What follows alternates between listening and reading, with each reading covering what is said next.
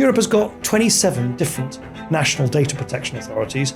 Germany alone has 17 different data protection authorities, all interpreting the same law, GDPR, which itself was put on the statute book before AI was even a thing. Sure, you can try if you want and deal with the world the way you'd like it, or you deal with the way the world it is. And that's always been my guiding philosophy. But I think we have this odd tendency to call it artificial intelligence and then spend all our time anthropomorphizing it and sort of imbuing it with human or indeed superhuman capabilities. Well, that's clearly expressed. Back to the geopolitics. Can Europe get a piece of the action? Well, not on its current trajectory, not at all.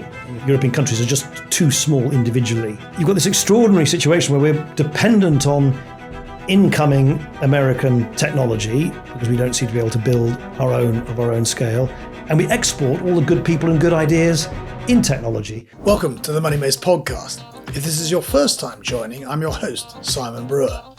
Quick word before we start. 95% of viewers aren't subscribed, so miss out on future interviews with top business, finance and industry leaders. To support the show and ensure we can keep sharing high quality content, click subscribe and please drop a like. Plus, if you have any future guest ideas, do share your suggestions in the comments section below. Otherwise, thank you for watching and listening and enjoy the show. It's not every guest who would admit in their new book with brutal honesty, I've been vilified, satirized, protested against, the hate figure on both left and right. But it's also uncommon, if not without precedent, for someone who has led their political party, been Deputy Prime Minister for 5 years, to reinvent themselves, chameleon-like, move to Silicon Valley and join the senior ranks of one of the world's most successful technology companies, Facebook Meta, a company that reaches almost 4 billion people each month through Facebook, Instagram, WhatsApp, not to mention Messenger and Threads. So, on this sunny September afternoon, Sir Nick Clegg, welcome to our offices. It's lovely to be here. Well, I spent part of my summer reading your new book, a fascinating book, How to Save the Internet, The Threat to Global Connection in the Age of AI and Political Conflict. I learned a lot. I enjoyed it a lot. So we are going to discuss the book. But first, we need to understand a little bit of what brought you to this point. So we're going to just jog back. And Nick, as I did my research, I had to say your family history is a jigsaw of European intrigue, woven from Dutch, English, German and Russian threads, including, I believe, your mother, who as a child was imprisoned with her family by the Japanese in World War II, your grandfather, who was editor of the British Medical Journal for several decades, your father, who was chairman of United Trust Bank and co-chair of Daiwa Europe, allegedly an advisor at Clegg. We might come back to allegiances and political leanings later on. What were your favourite conversations around the dinner table? I like many families, and I suspect many people listening to this podcast will be able to trace the sort of twists and turns of their own heritage through particularly the conflicts and revolutions of the last century and beyond in Europe. And my family was no different. My paternal grandmother was Russian. I was part of that white Russian diaspora that obviously was kicked out of Russia at the time of the Russian Revolution. She settled in Estonia for a while, and then a lot of them then moved to either Paris or London. And she was raised by her aunt because her own mother, this is true, sort of Russian pre-Bolshevik aristocracy had an affair with someone who was banished to Paris by her own. I mean, it's straight out of a novel. My Russian grandmother ended up in London, like a lot of people did, raised by her aunt, who herself was someone who has been written about. She led quite a storied life. She, amongst other things, had liaisons with H.G. Wells and Bruce Lansbury and Maxim Gorky, and was accused of being a double agent. Anyway, so you've got that side. You've got my mother then, who's born on completely the other side of the planet, as you say, in Indonesia, then a part of the Dutch overseas colonies. Her father, my grandfather, worked for Shell at the time, and she and her sisters ended up as a young girl for the whole of the war in a Japanese prisoner of war camp. Anyway, long story. My dad, my mum, with all these mixed sort of heritage meters in Cambridge, when my dad is an undergraduate and my mother is learning English in Cambridge as a young woman. You asked what we talked about. We didn't sit around mournfully talking about family history or the conflicts. No, I mean, I was a rugby obsessed, boy who we were very active, still are. But since you sort of allude to it, I was always aware. I was always very sort of aware of a number of things. It was almost like a sort of unspoken, dimly heard drumbeat in the background. Firstly, that in various different ways, Britain was a place of great stability and solidity and fair play and openness for families like mine who had gone through all sorts of ructions and had suffered the violence and upheavals, of that time. And I think that all slightly rubbed off on me. I suppose I have maybe it's a slightly sepia tinted view that one of the things that made us great as a country is this long, continued democratic tradition. Obviously, the extraordinary role we played in the conflicts of the last century, and so on. And then the second thing is, I think I've always abhorred, the sort of way in which sometimes people can just sort of stampede in one direction or another. When people start all saying the same thing, I'm always inclined to sort of start saying, well, what about the alternative point of view? I do have, I think, an intuitive, rather sort of small L liberal distaste for cant and sort of the sort of fashions and fads you get in society, and that's always stayed with me, and I think that's partly bred of the fact that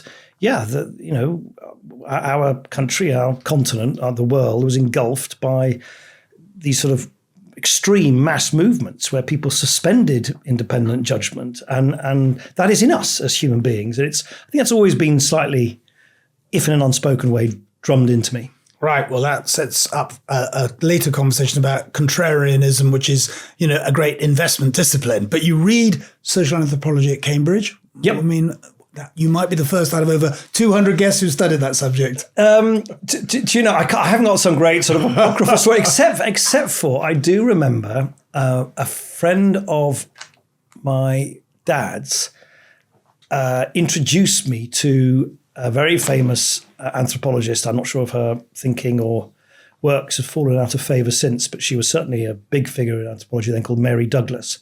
And I read, I think ahead of meeting her, I read an essay called The Sacred and the Profane. And she described how, in effect, her description, I won't try and do it justice here, of course not, but is that the sort of human brain, we work in binary opposites: up, down, clean, dirty, sacred, profane, in many societies, male, female. And she analysed how anything that transgresses those boundaries tends to attract a great deal of social and cultural opprobrium and taboos and so on. And that was this.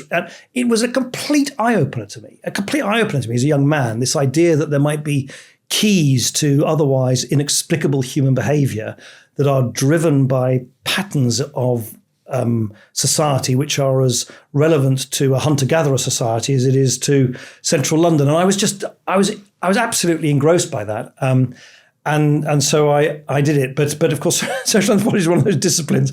Apologies to anyone who is a social anthropologist who listens to this, but it's extremely interesting, but it's not very obvious what real life application it has. So maybe it's no wonder that I ended up as a politician in the end. And now see, in between, you went to the University of Minnesota, you studied in Bruges, you worked with the FT, but you're pulled into politics. So you just need to give us a sense of what was the magnetism.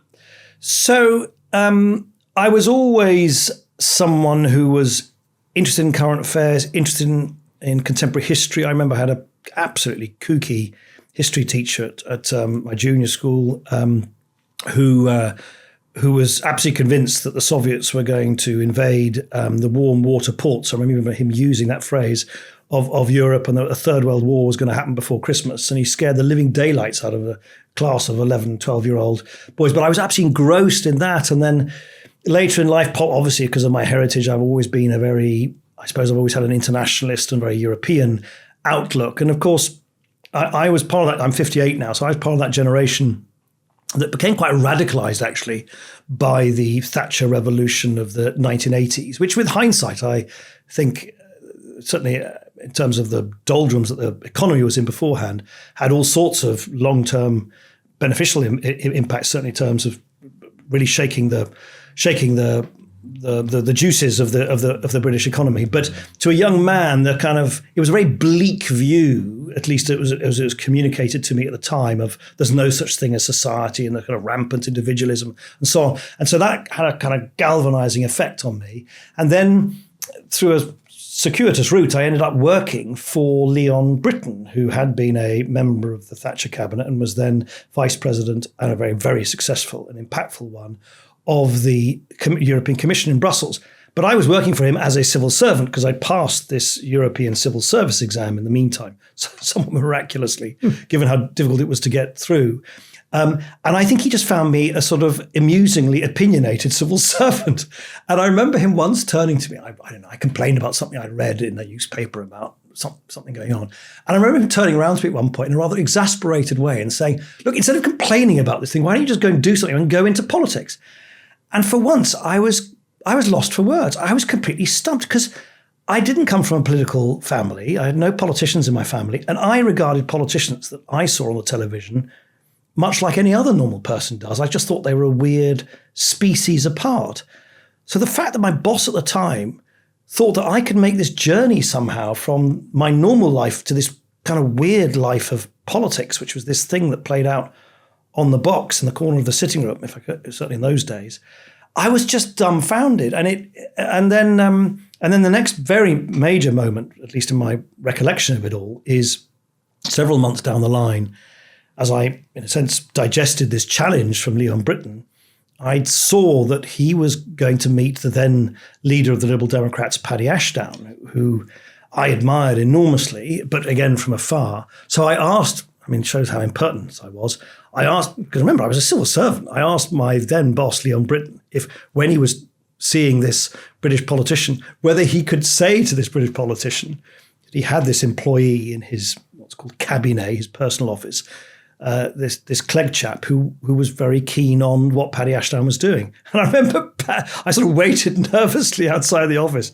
And Paddy stalked out and looked at me and said, Leon Brittan says you're the best thing since sliced bread, and then sort of stalked off. And anyway, to cut a long story short, Paddy very kindly then reached out to me. I met him, and several years down the line, we became, he by a long way was probably the most important mentor in my life, and I became very close to him, and indeed Jane, his wonderful wife, and relied on his advice and his counsel and his good humour and his sort of discreet telling offs, really until the day he died, which wasn't that long ago. I must still miss him terribly. So it was a somewhat surprising route, and then of course my first route into politics wasn't into Westminster, but it was as a member of the European Parliament, again, a little bit against convention, or at least habit.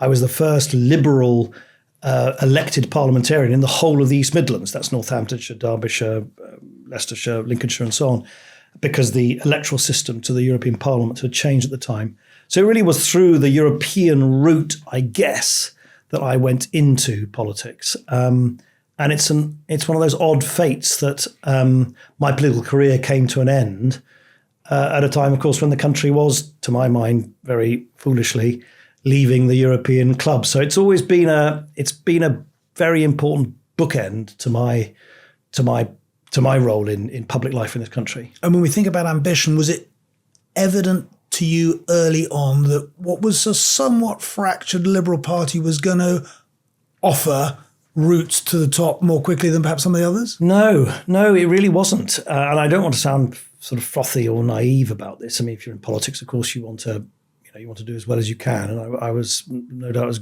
guilty of venal ambition as anyone. But I had a implacable sort of dislike of the sort of Buggins turned duopoly of British politics, which I thought had served the country very poorly, and where basically, certainly at that time, under the first past the post system and the way that politics was much, much more fixed and stable than it is now, it basically was pass the parcel. Labour for a while, they would usually then mess up the economy, then it was Tories for a while, they would usually mess up the NHS, then it would be Labour for a while.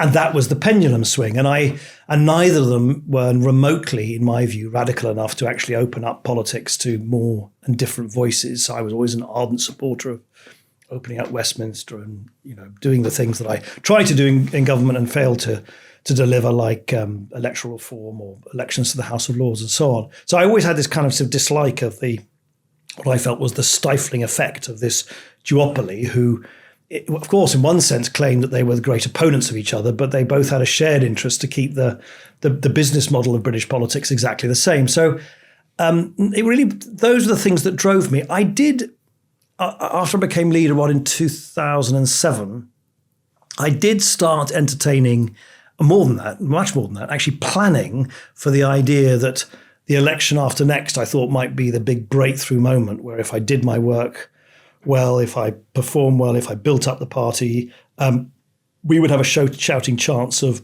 basically being big enough to deny one of the two larger parties an absolute majority. So here's the thing. The fact that it happened in 2010 was about 5 years quicker than I anticipated. But I did think that maybe, of course, on the back of the great work that Paddy had done and Charles Kennedy and others, I thought the Lib Dems were getting to a state where maybe we could move from opposition, perpetual opposition, into playing a role in governing the country. And just final word on that. I was always very unsentimental about the idea that if you're going to go into party politics, it is legitimate and good to aspire to power. I think what I underestimated is, and I'm not making a comment about it, though I'm sure it applies in some sense to the internal debate in the Lib Dems, but on the left in particular in politics, the right has always been very unsentimental. They want power and they'll get to it. The left has always had this rather sort of prissy attitude towards power, as if it sort of sullies your hands, partly because the left can be just so sanctimonious. And that, I have to say, I never, ever understood. It's like, then go work for an NGO or for a single issue campaign group. Don't then go into politics, which is a very difficult, amongst other things, exercise in trade-offs and so on.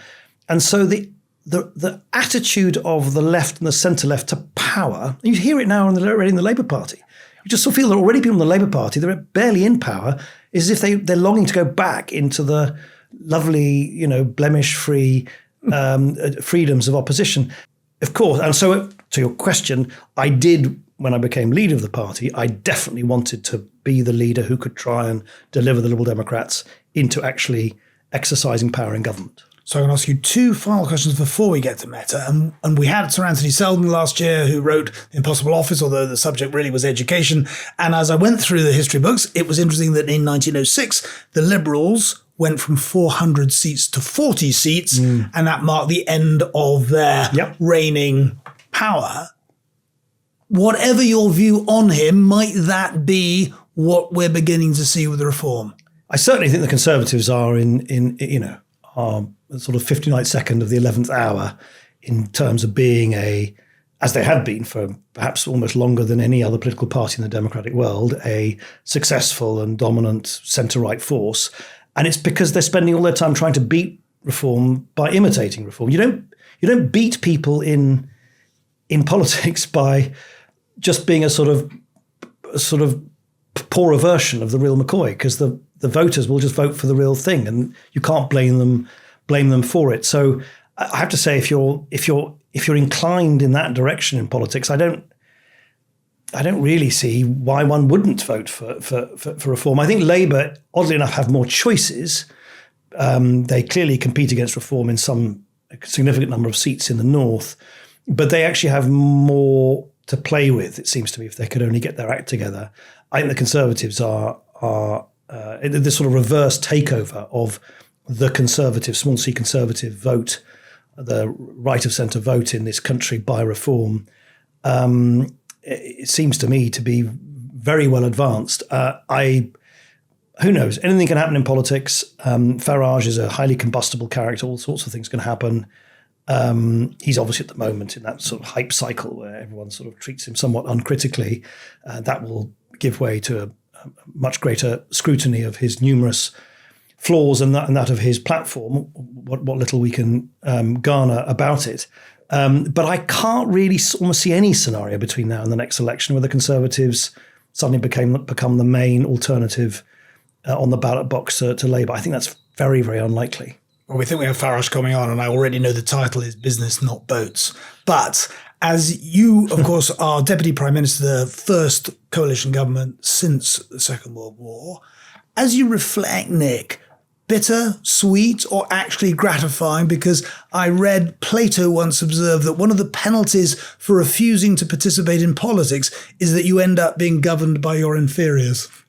By inferiors? Inferiors. Yes. No, you mean how do I feel about the whole experience? Yes. Oh, I'm as proud as punch about what that coalition government achieved in a half a decade period of time. I think it's extraordinary. If you think about it, there was this newfangled thing that no one was used to in the country, which was not one party with one prime minister, but two people, because neither Cameron nor I had a majority in Parliament, so we had to rely on each other. So literally every day we would churn through paperwork in our red boxes, and if both of us ticked yes to some submission about, I don't know, local government finance reform or something, it would happen. If one of us said no, it wouldn't, but we'd have to carry on debating it. And if we both said no, it was dead and buried. I mean, that was just literally the day-to-day working. And neither Whitehall nor Westminster nor the political press had ever had to deal with this sort of multicephalous thing. So, as you may remember, after 2010 and the excitements of that extraordinary election, all held in the dark shadow of the catastrophic financial collapse in 2008, all the predictions were that it would collapse within weeks, if not months. No way this is even going to see its way through to Christmas. So the fact that we kept that government stable and strong when governments were falling like ninepins across Europe in the wake of the financial crash and the devastating consequences, particularly in southern Europe, that had, the fact that we were able to deliver a stable government, but more than that, able to introduce very far-reaching reforms, some of which you can argue were good reforms or bad reforms, but from apprenticeships to energy mix, from education, reform to industrial strategy. We did all of those reforms while steadying the ship economically. And by around the halfway point of that coalition, through to the end of that government, the British economy, quarter in, quarter out, was growing faster than any other G7 economy, which I think is a remarkable turnaround, given the ruins that we inherited because of a mixture of things, both the events in the City of London, but also, in my view, the mismanagement of the public finances. And then, of course, the tragedy is that within pretty well months of the coalition no longer being in existence, we had the Brexit vote, and the British economy literally switched almost overnight from being the fastest growing economy to the slowest economy in the G7. So I look back with immense pride that despite all of those, all of the odds against us, and certainly the predictions against us, we delivered good government for the country. Of course, it was bad for the Lib Dems as a party. And as a leader of the Lib Dems, I wish that had turned out differently. I don't think, candidly, we got a particularly fair hearing because we didn't, I mean, I'm not whining about this, it's just a description of fact. We didn't have any vested interests in the press who were prepared to act as an amplifier for our point of view. And I'm afraid it does seem to be a bit of a pattern. You see this across Europe, that coalitions tend to be cruelest on the smaller party, and perhaps most especially when a smaller party on the centre-left goes into coalition with a party on the centre-right. And what I might regard as just unavoidable compromise, because that's what governing in a two-party or a multi-party government involves, is very, of course, quickly branded as betrayal. And so the narrative of compromise in the defence of and in the pursuit of the national interest, certainly in the kind of internal politics, curdled into something quite different, which was you've lost your bearings, you've lost your sense of principle, you've lost... And yeah, of course I reflect like everybody does. I mean, Tony Blair, who I know you've interviewed, sort of pithily says, the problem in politics is you start popular and inexperienced and you end experienced and unpopular. It's a kind of, So almost exactly the point when you could be most useful to the country doesn't really want you. So But no, my overwhelming reflection really is one of, I feel very fortunate. I'm very fortunate to have had that. And it really, I genuinely, without sounding portentous about this, I regard it as a great honor that I've been able to devote so much of my life to public service. And I think what we did during that time my own, of course, not wholly objective, but nonetheless, my strongly held view is that coalition government for that half decade was by a long chalk the best government this country's had for a decade and a half plus. And of that, I'm, of course, very proud. Understood. Now, you lose your seat at the next general election. It wasn't obvious that you would make this switch. To quote Donald Rumsfeld, you moved from a known to an unknown known. How did it happen? To Silicon Valley? Yeah. So, I mean, partly serendipity, but I guess the bit where the dots join a bit is that during my time in government, I'd become increasingly fascinated by particularly pressure from the Home Office to curtail, or even in some cases try and ban, certain technologies which I felt couldn't be banned or curtailed and shouldn't be. I remember there was always an endless back and forth with the Home Office during my time in government about the role of encryption. Encryption, we all use encryption. WhatsApp, on iMessage, on banking apps, on everything. I mean, encryption is just part of the fabric of our online life now. But of course, the securocrats don't like it because encryption means that only the sender and the receiver of a message can see the content of it. So you can't steam open the envelope, if I can use a pre-digital analogy, in the traditional way. And anyway, we had a right old argument, ding-dong, in government in the coalition about something which became dubbed the Snoopers Charter, which I blocked and eventually then the Conservatives put onto the statute book after I was unceremoniously shown the door. I think they did that in 2016. And anyways, part of that, I'd sort of become increasingly aware that there was this gulf of understanding, or misunderstanding rather, between the tech community and particularly these big, juggernaut companies, most of them on the West Coast, and government decision makers, and that they were just speaking a different language. They were speaking past each other. They wouldn't. So I made it my business. I would say to my team, I want to meet these people from Google, Microsoft, and so on. And I was aware even while I was in power that these companies were getting sucked into some very consequential political, almost ethical issues, which I found very interesting. Then after I left office, but before the 2017 election, so in that interim period, I set up a think tank called Open Reason, and I had a small team, and we produced earnest discussion papers on a whole range of issues. But one of them was about this brewing Techlash. And if I had any sort of prescience at all about anything, I remember very early on thinking, this backlash could really end up throwing the baby out with the bathwater. There's a very good reason why people want to biff big tech on the nose and so on and so forth. But, it can topple into a sort of technophobia. And so I became very interested in that, started writing about that, started speaking out on that. And the rest really was, I think because of that, it came to the attention of Sheryl Sandberg at the time, who was the COO of Facebook, as it was at the time. She just picked up the phone and rang me. I remember I was on holiday in Switzerland. And in Cheryl's indomitably sort of direct way, he said, "Do you want to come work for Facebook in California?" I said, "No, no, thank you very much." So how long did it take you to be brought around? Well, of course, like a lot of people, certainly if you say no to Sheryl, she regards it as a direct challenge to change your mind. But she very, quite rightly and insistently, engaged me with a sort of back and forth. And I then flew out to California, spoke to her a bit, then went out again, spoke to Mark for a long period of time. And I remember then writing them like an email or send them a document. And I thought, well, this will be the end of it, because I just said, look, these are the things, as far as I can make out, where you've committed some sins of commission, not just omission. These are some things where you really need to right-size your business. Otherwise, you're just not really going to be able to thrive. And I would suggest a number of changes.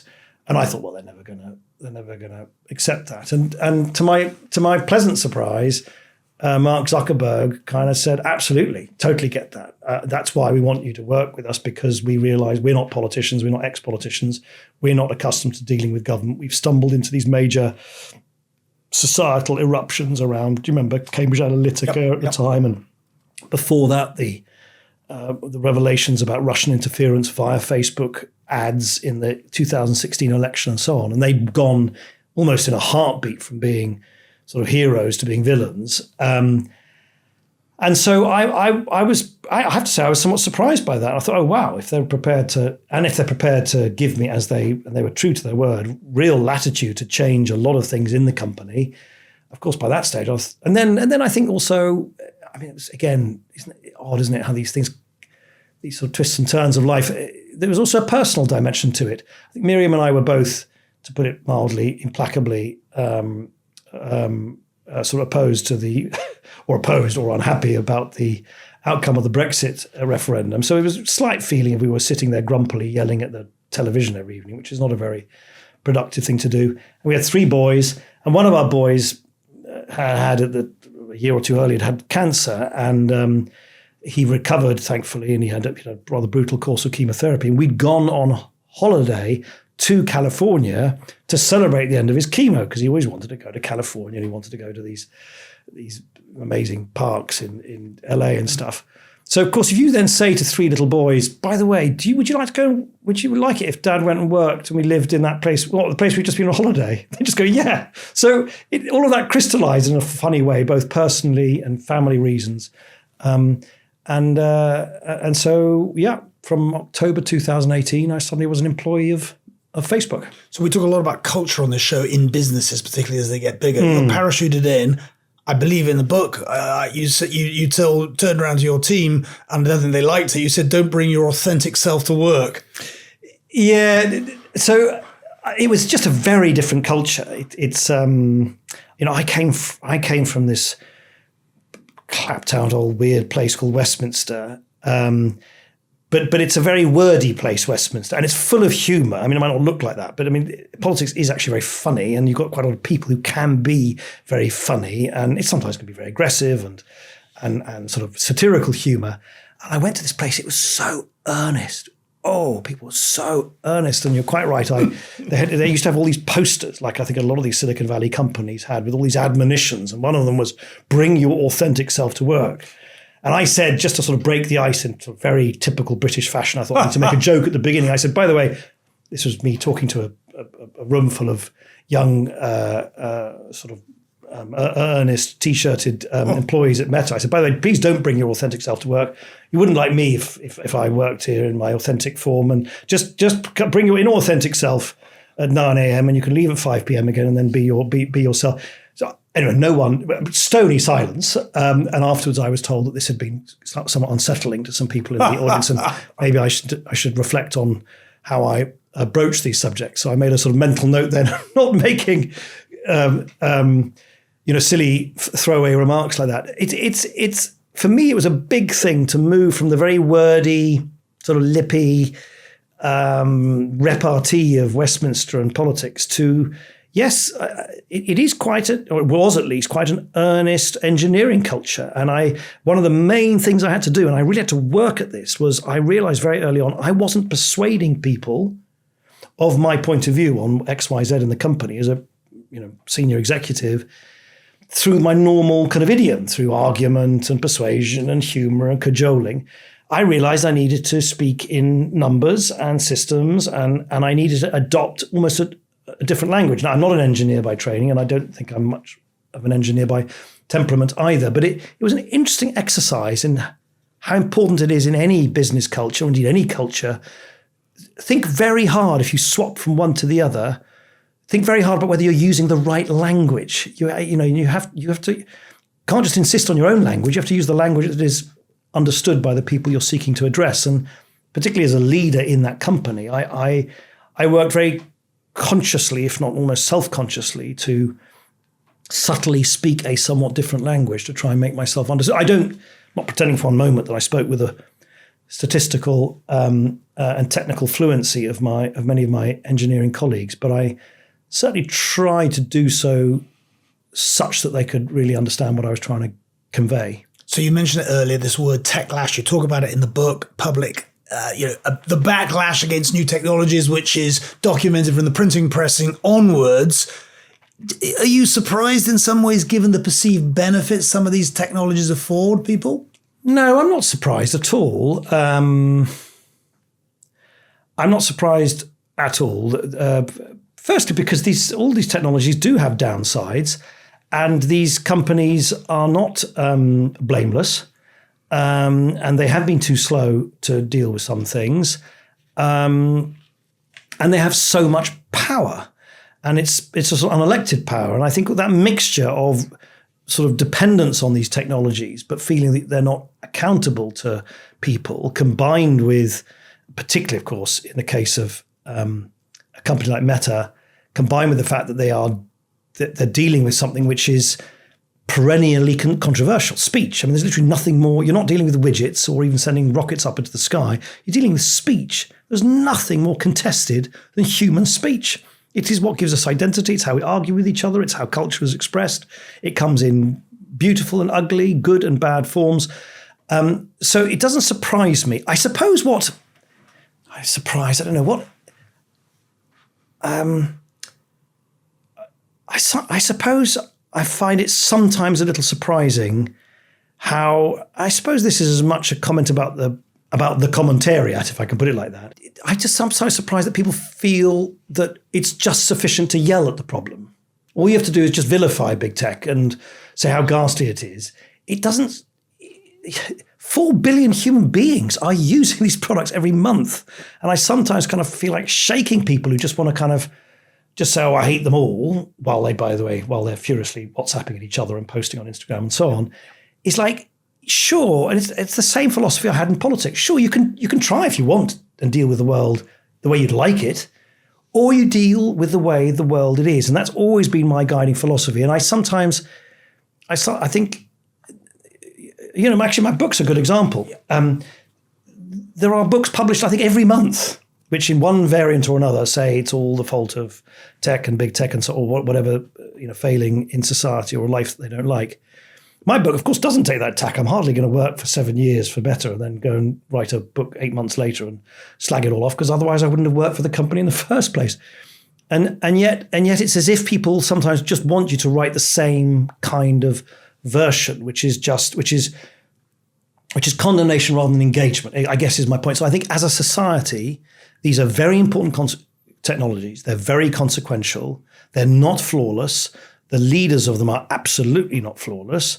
They should be as subject to rigorous criticism as anybody. But you don't make any changes we don't evolve and accommodate these technologies so that they serve us rather than us serving them, if you just yell at them. And I just sort of feel you tend to get this a little bit, and it's actually quite pronounced in the kind of very sort of media-oriented British sort of an SW1 political culture. It's as if people think it's sufficient to yell at something. And that does surprise me a bit. Right. And in your book, we're going to come to some of the remedies and some of the things you would like to see. You rightly quote Obama talking at Stanford in 2022. He said social media didn't invent racism and hatred and extremism and conflict. But of course, it gives voice, it gives the oxygen to that. How has your view changed?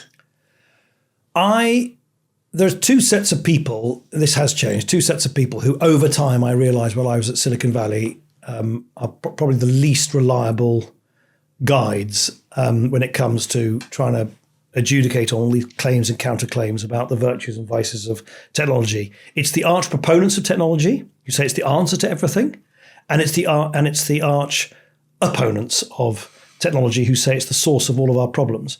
They both, from diametrically opposite directions, oddly enough, do the same thing.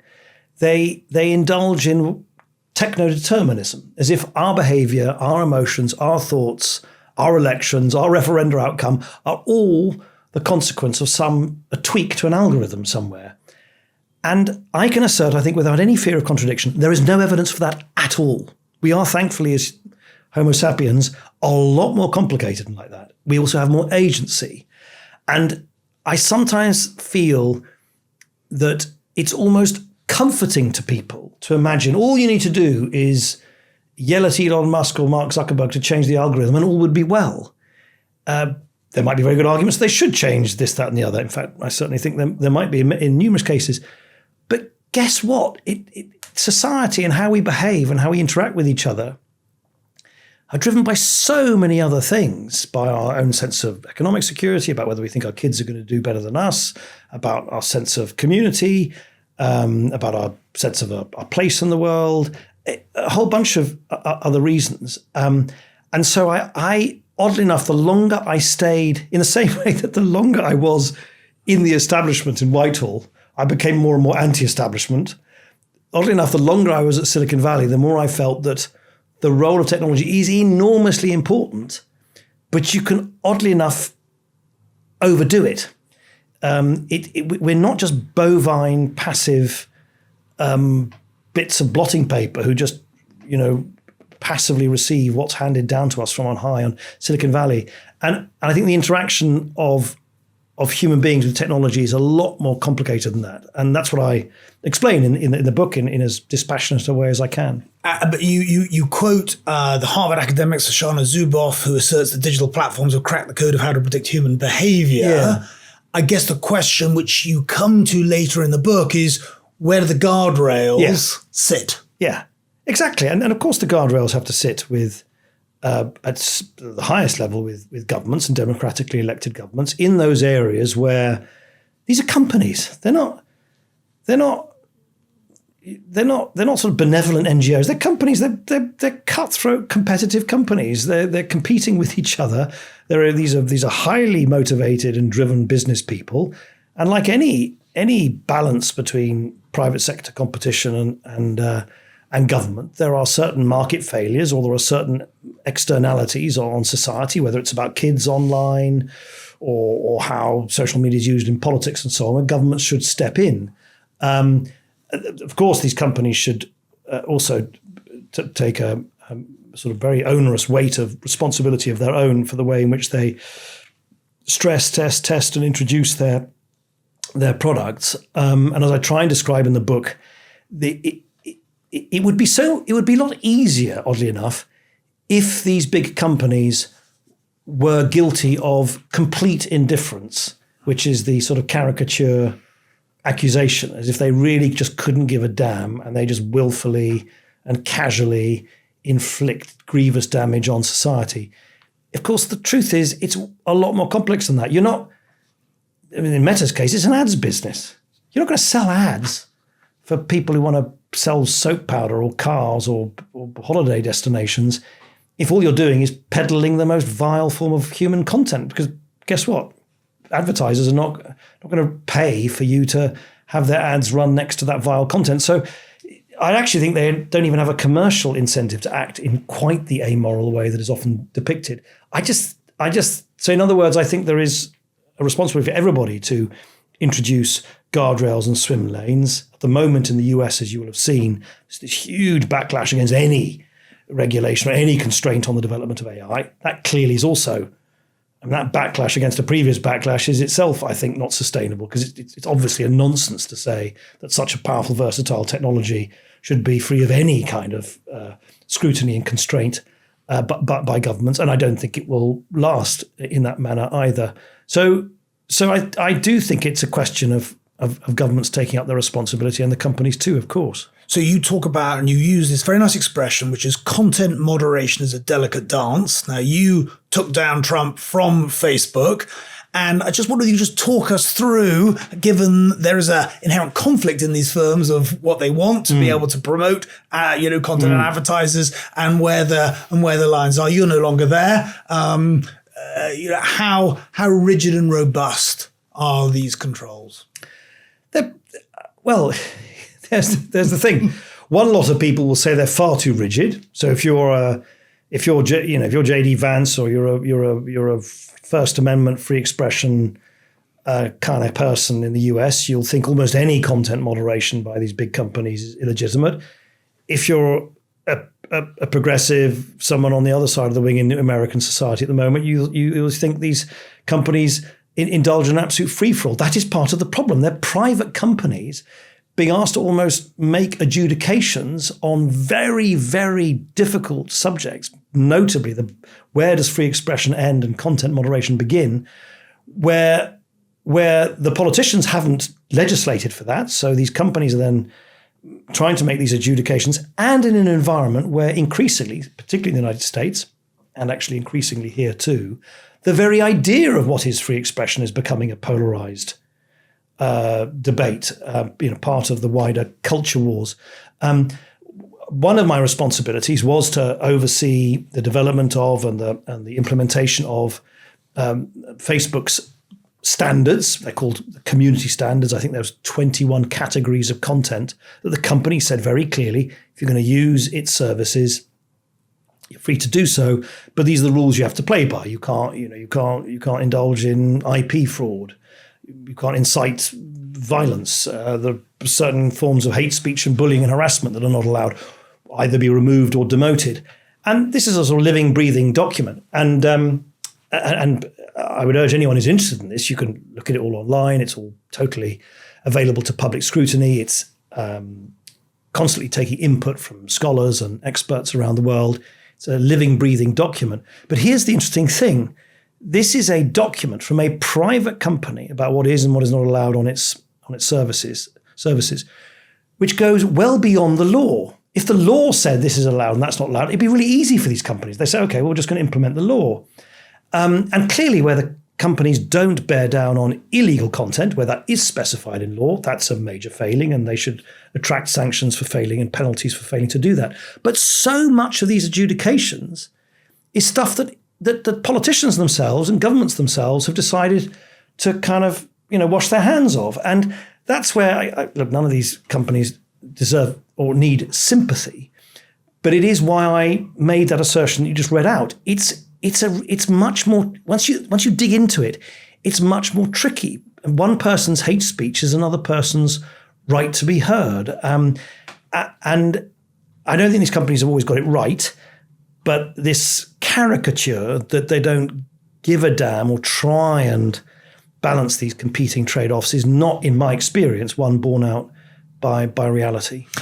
But is what you're saying essentially a US-centric view? Because when we think about this thing from a Europe, and we had Scott Bessent on, before he became Treasury Secretary, talking about AI, which we're going to come to in a minute, and he said there are three approaches. There is the European approach, which is to legislate. There is the Chinese approach, which is nobody is going to be more powerful than the Communist Party. And there's the US approach, which is the Wild West.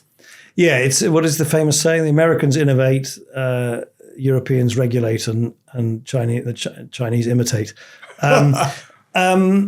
Which may actually not even be true, but we're going to come on to that.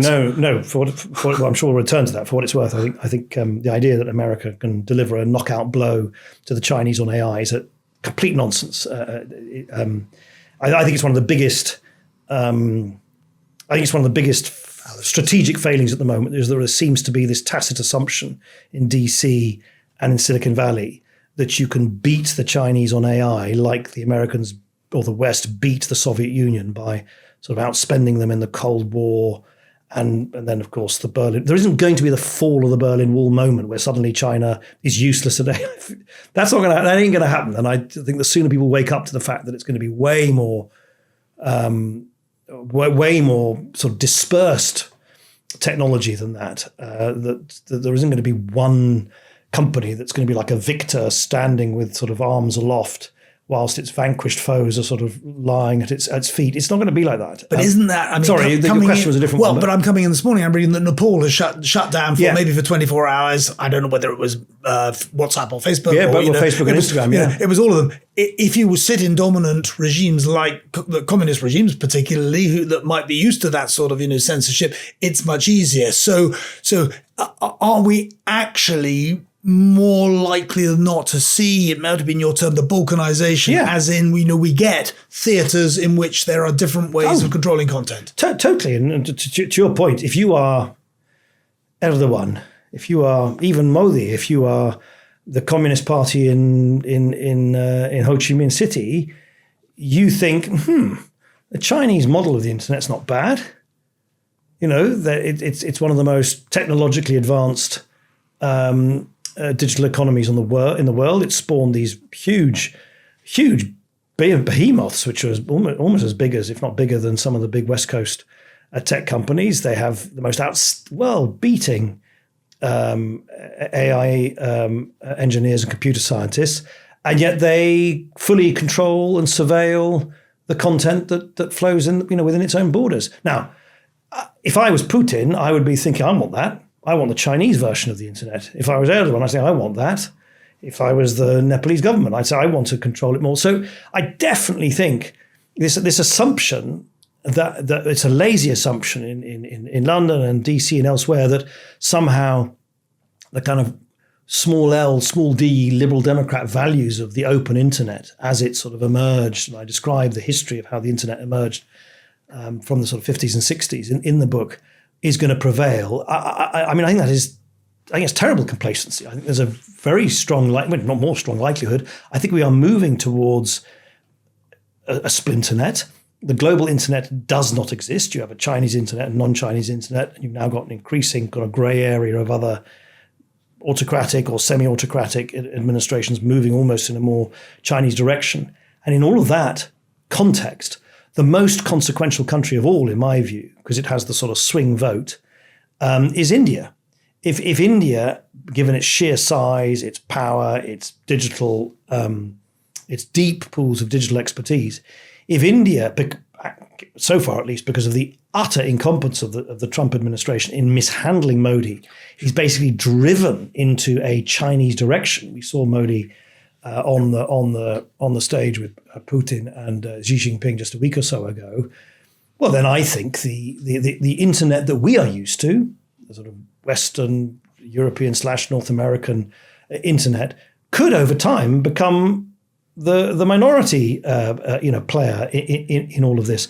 I hope that's not the case, and it's why as I advocate in the final passages of my book, what we desperately need, it's unlikely to happen under this US administration, is a new compact really between the US, India and Europe to set new rules of the road amongst those three leading techno-democracies. And if you are a shareholder in Meta, for example, should you actually be recognizing that maybe those 8 billion consumers around the world really aren't 8, they might be 7,654, and you're impotent because your government is either going to open up the pitch to play on or it's going to shut it down? I tell you what I do think. I certainly in the case of Meta, I'd need to refresh my memory to see whether these stats are right, but I think I'm right in saying that well over 90% of the users of Meta services are outside the US, which is fascinating. So you've got, so I think the great dilemma for these companies, most especially, but certainly not exclusively Meta, is that they are quintessentially global entities which are increasingly behaving as if they are part of a sort of America First movement and part of this currently extremely sort of belligerent assertion of America and Americanism versus now. I think that's fine for a while, but in the long run, there's a strategic tension between being a global entity where over 90% of your users are outside the US and 99% of your attention is in DC. That kind of, because guess what? I know a lot of Americans sometimes forget this. America is the most powerful country in the world, but it isn't the world. And when when you're dealing with major nations like Brazil, Indonesia, Japan, India, the idea that you can just basically treat the rest of the world as nothing more than an extrapolation of the way you see the world from Palo Alto, or the capital in DC. I just think that is I think that's a clash of worldviews, which these companies need to navigate. And you talk about having been, I think you were in the room when there's an AI unfolding with Biden and amazement is all around. When we center on the AI question, you pose the question, I think rhetorically in the book, as have we been hyperventilating existential risks, I think is what you say. We actually had a question from a highly regarded South African hedge fund manager, Andrew Bailey, who said the biggest issue facing our species is AI. The benefits from AI are obvious, but at what cost to humanity who face redundancy, marginalization, and irrelevance? How are countries already facing huge fiscal challenges going to support this huge proportion of the population who will have no economic role? So I personally wouldn't characterize it as the most existential threat to or challenge to humanity. And so far, I think the hyperbole around AI has outstripped the technology itself. It is very powerful technology. I don't want to be misunderstood. It is very powerful. It is very versatile. It will be very disruptive. It will do all sorts of things. But I think we have this odd tendency to call it artificial intelligence and then spend all our time anthropomorphizing it and sort of imbuing it with human or indeed superhuman capabilities, which certainly in its current form, the sort of LLM-based paradigm where you start with these very, very clunky, big, very expensive foundation models, you train those models and then you build various layers on top of it. I just think so far the people who have warned against getting too carried away by the hype cycle, because there's lots of people trying to sell their AI products, lots of people trying to raise a lot of money. So they make all sorts of claims about AGI tomorrow and super intelligence the day after and so on and so forth.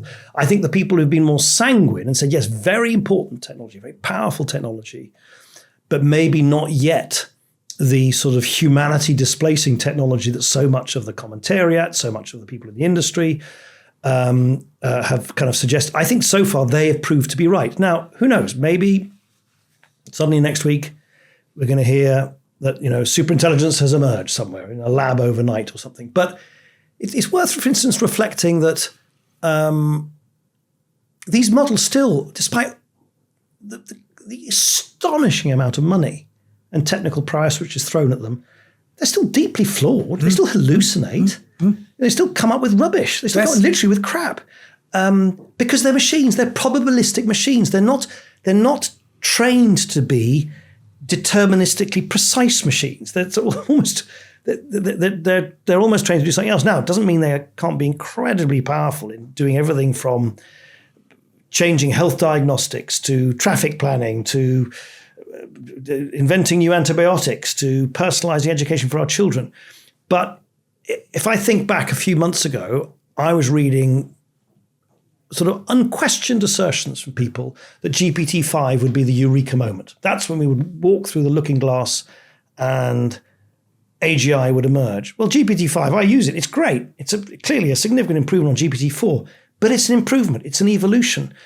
And so we just don't know yet whether we're now in a sort of incremental curve of improvement, of making these systems ever more powerful and versatile, or whether, which is slightly where the hype is at the moment, we're just going to have these sort of galloping leaps forward. At the moment, it looks a little bit more like the former rather than the latter. It doesn't mean it's not incredibly powerful technology which passes all sorts of extraordinary tests. But I would, and then the final thing I'd say about, since the question was about what happens when people are put out of work at large scale, my own view is what I would look out for is pace. And what I mean by that is it would not be the first and it won't be the last time that some technological innovation has a very displacing effect on how we work. I mean, just look at the way that, this country, like all country, was 99% of people worked on the land. Yep. Now, what is it? 2%, if that. Look at the mechanization of factory labor. Look at the desktop revolution. And I think the thing to look out for, I think when it becomes societally perilous and unstable, is if it happens very quickly. Right.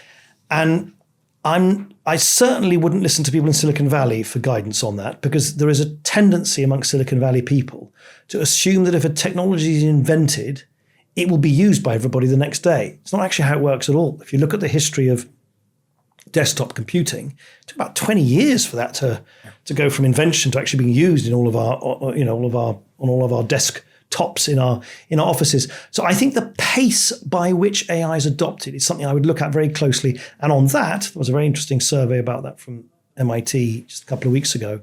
Actually, the evidence is interestingly mixed.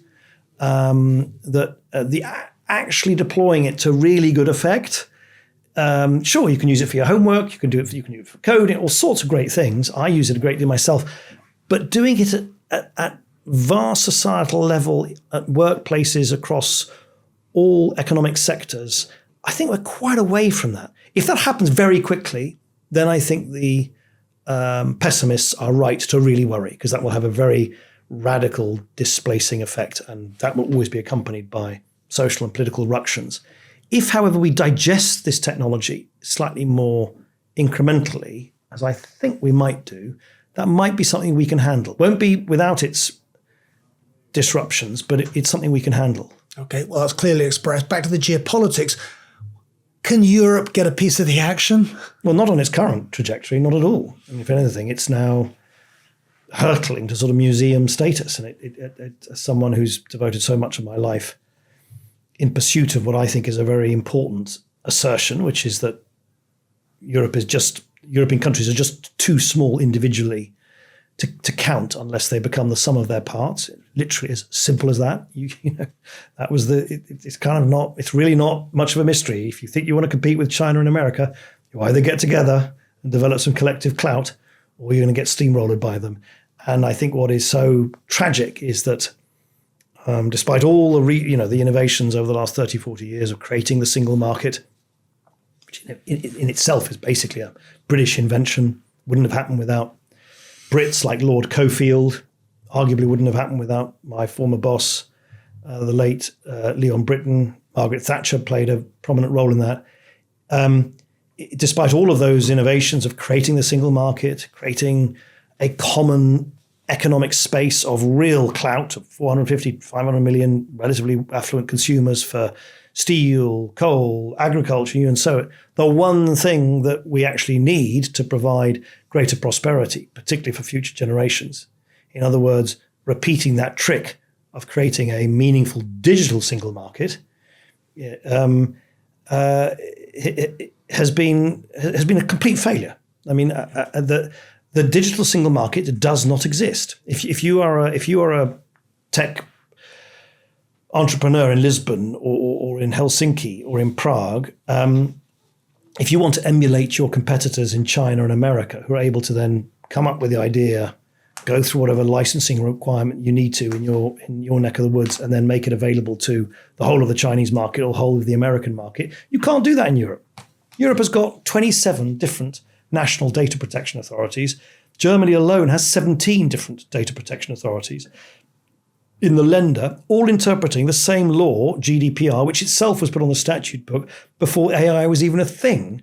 And so here it incenses me that the EU has exactly at the point where you need more integration, more market integration to create scale, have failed to do so, and instead have spent all of their political energies, understandable though it is, to clip the wings of non-European companies. I think it's been a monumental misallocation of political resources, and I didn't make myself particularly popular in saying so in private meetings and I'm about as fervent a pro-European as any Brit you could possibly find, but I think it's been a catastrophic act of self-harm for Europe just at the moment where it needs to become the sum of its parts, that it's actually sort of subsided into ever greater fragmentation.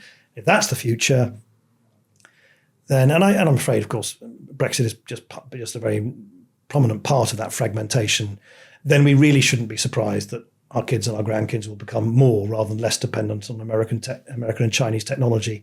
And if that isn't a catastrophic loss of real sovereignty, I don't know what is, but it's not what you hear the Farages of this talk about, because they only understand sovereignty in the way that they want to apply it.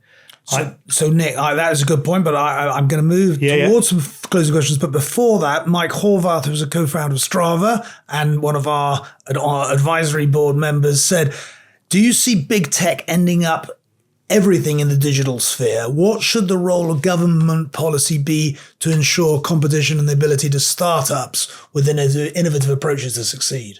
Oh, I think government plays a huge role in correcting for market imbalances. I definitely think there's always a role for what the Americans called antitrust policy and what we call competition policy. Markets left to their own can, and particularly, by the way, in the digital sphere where network effects have this great aggregating impact in which even though these technologies empower us to do all sorts of wonderful things in our everyday lives, they also over-concentrate vast amounts of power into the hands of a very small number of men who run these companies.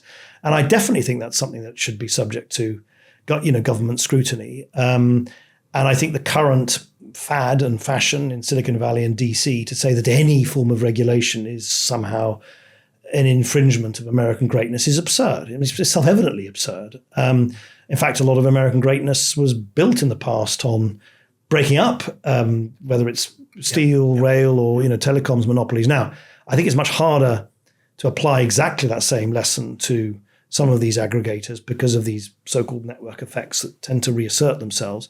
But I definitely think you need, of course, you need regulatory scrutiny. Of course, you need rules of the road. And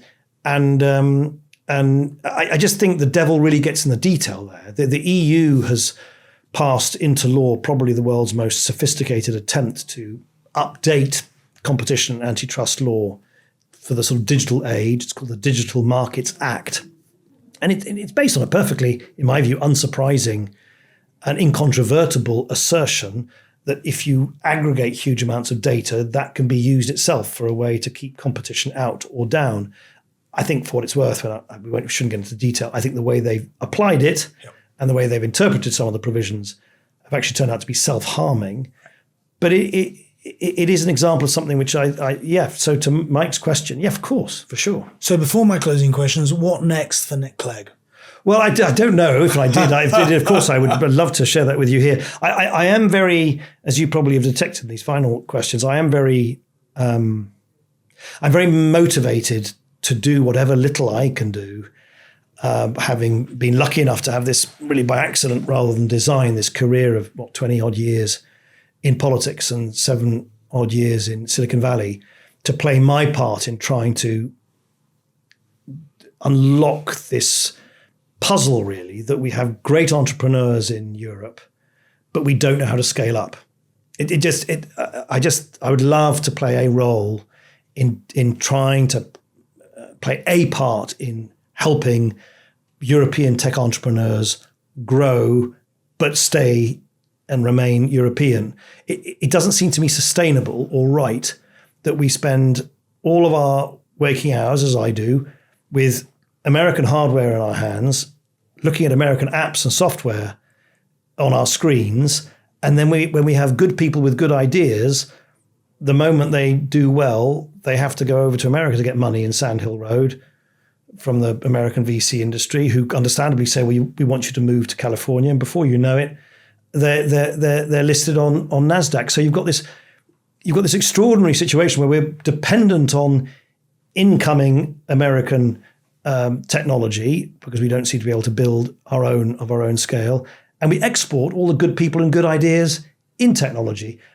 I don't say this is a sort of anti-American thing. There has to be surely a future, particularly as the Europe-America breach deepens and the Atlantic widens, and in the investment community, as people want to de-risk, I think, from America a bit and spread their bets a bit for all sorts of other reasons, there has to be a role for fostering a more meaningful tech scale-up community in Europe. And if I could play some role in that would be, I hope, a good use of this sort of unusual combination of politics and tech that I've done during my career. Well, we're watching this space, and I know you've kindly agreed to do a dinner with our corporate partners. We'll be talking more about sort of some of these opportunities. I've got my Magnificent Seven, but as I was reminded the other day, in that great film, only 3 survived. And as I go on about concentrated portfolios and the need for diversification against what could well be a decaying dollar and the apparent omnipotence of the US market, it's amazing how if you live through lots of cycles, these things don't hold. Number one, actually from Magnus Graham, director here at Campion Capital, said, are there any circumstances under which you would re-enter politics?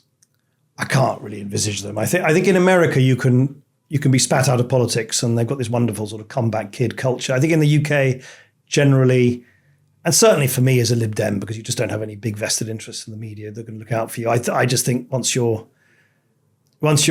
come to the end of your time, it's kind of, and that's certainly been my view. Yeah, that's it. If you were to characterize Mark Zuckerberg in a sentence? Astonishingly focused. His ability to focus, remorseless focus, is very, very striking.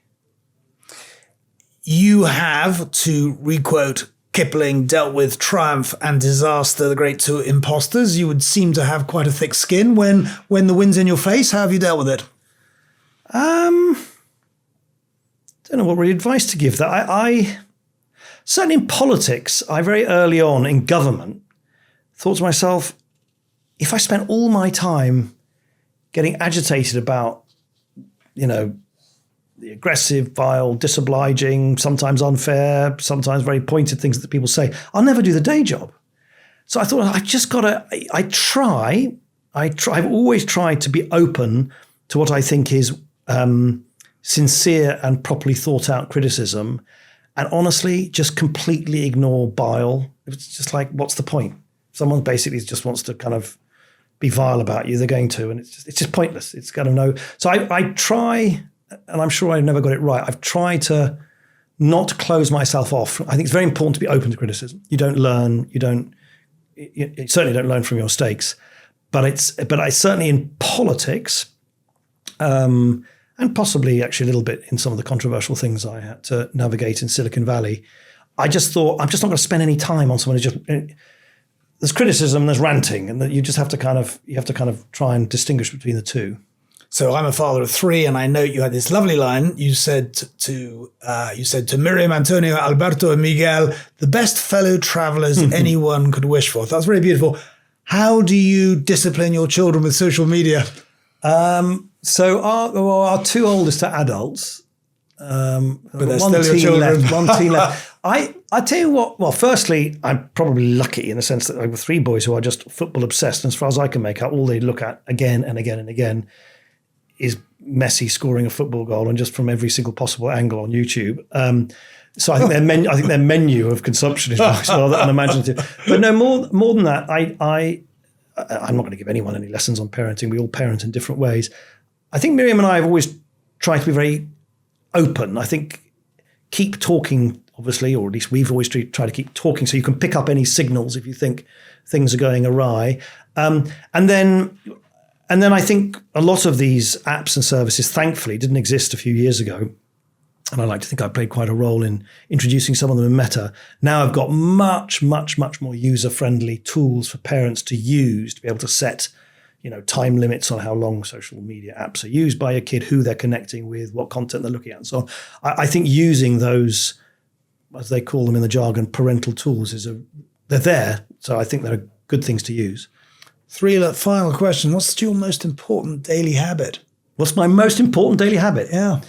I think I had a lot of sports injuries when I was young, right. From a dislocated hip to 2 slip discs and so on.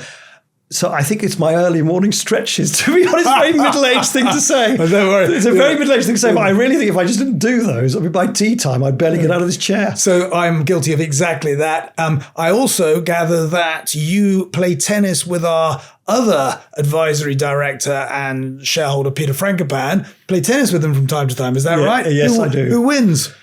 Well, he'll say he did, and I'll say I did. So, let the record, stand. And finally, if you could only go on holiday with your family to one place, where would it be? Well, my wife is Spanish, so it's got to be somewhere in Spain. I have a real soft spot for a mountainous, green, actually in parts quite wild. I mean, they have bears and I think even wolves as part of the Spanish Atlantic coast, right in the north, called Asturias. I think it's an unusual part of Spain. It's not the sort of arid or sort of beach type sort of holiday destination. It's really beautiful. If you like a mix of good food, beautiful landscape, fantastic coastline, it's really very lovely.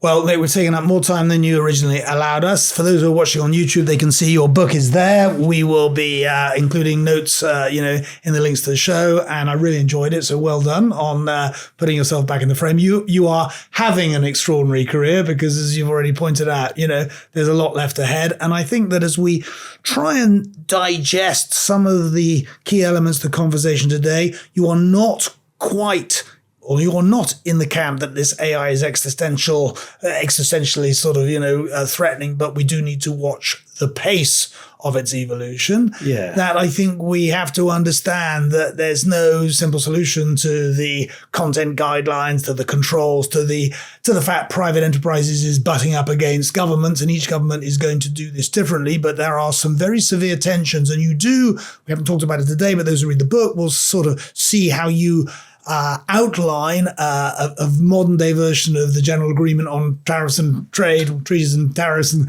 to maybe kind of enforce that cooperation, because you would think you want to bring India on side, not what is going on right now of being driven away, and that we all are looking for quick solutions to highly complicated issues that confront us. And whilst they might be liberating on the one hand, with the dependence, and in some ways, we find ourselves subjugated by them as well. So lots to think about, lots to talk about. We'll be watching the next steps with interest.